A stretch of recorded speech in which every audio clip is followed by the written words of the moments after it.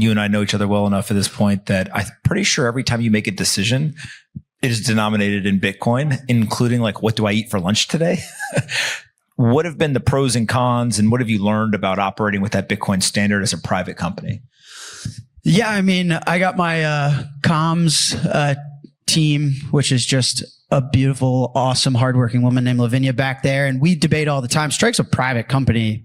And so people don't know, but I would assume it's one of the most profitable Bitcoin companies in the world. I mean, we operate well over 85% gross profit margins. We've got some of the highest EBITDA margins in the world, even in the public markets. So we are a business that is like MicroStrategy. We're just in the private sector, but we sweep all of our cash flows into Bitcoin. We hold the minimum amount of cash reasonable as a business, as a person, as an individual. I own $0 US.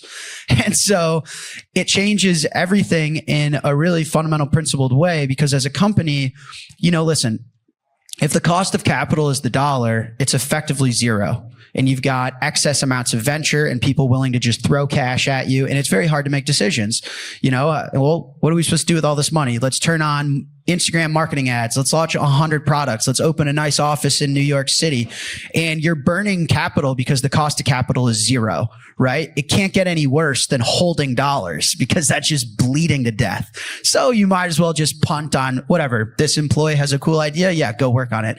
All of a sudden, if we introduce our treasury asset and the way we measure capital in something that's compound annual growth rate is 60% over the last 10 years. When an employee comes to me and says, I have an idea, I say, how good of an idea? 61% every year? Good? Because if not, get the fuck out of my office. Sorry. And that's built a really good culture.